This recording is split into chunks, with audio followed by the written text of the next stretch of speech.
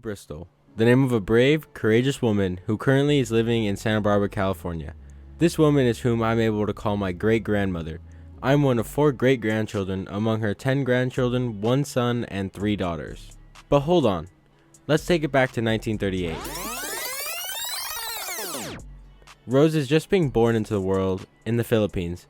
In the first 6 years of her life, she will experience the detriments of World War II, leaving her with post-traumatic stress disorder with various war-related sounds and movement triggers. The war was very traumatizing. I remember it well.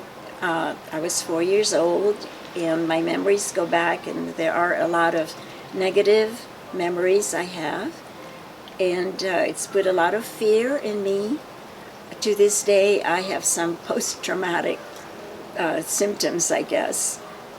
Airplanes flying low, they scare me.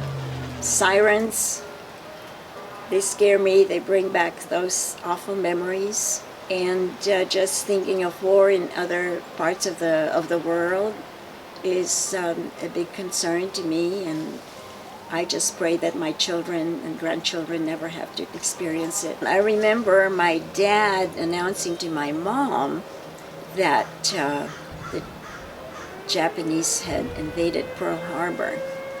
Very vividly, I remember that day, and I didn't know what it meant, but I know my mom was pretty hysterical, and my dad was just trying to lead us kids to, well, we didn't really have to run for safety at that point, but it wasn't long after that they came to Manila, where we lived.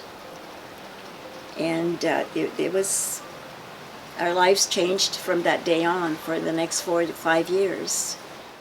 Over a decade later, after the traumatizing effects of this war, one of Rose's aunts came to visit from the U.S.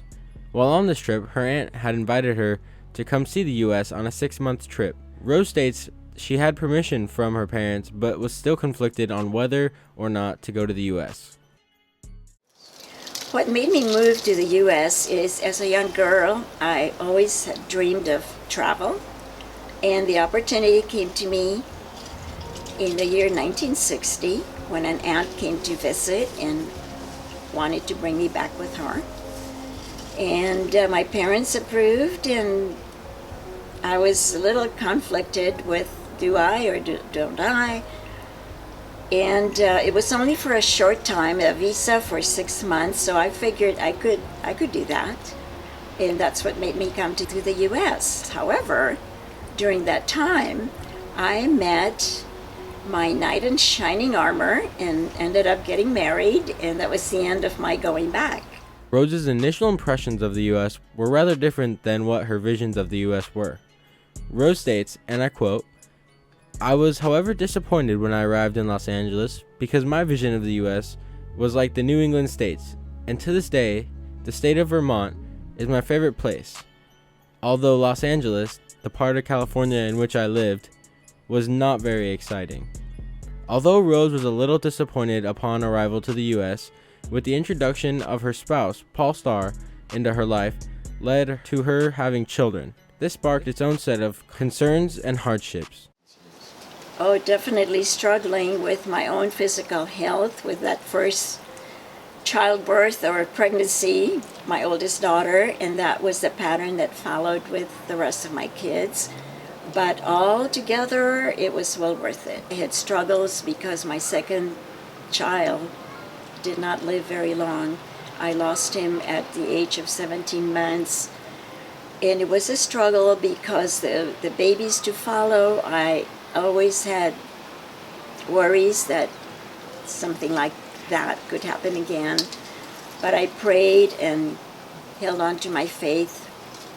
And so far, I've been very blessed. One of Rose's biggest regrets in life was not pursuing all the schooling she would have liked to. She did a lot of counseling in her work, although not having a master's degree made her very limited in job selection. This goes hand in hand with the advice she gives to folks of a younger generation. Her advice to younger generations is to pursue schooling, as well as never letting obstacles get in the way of your true dreams and aspirations.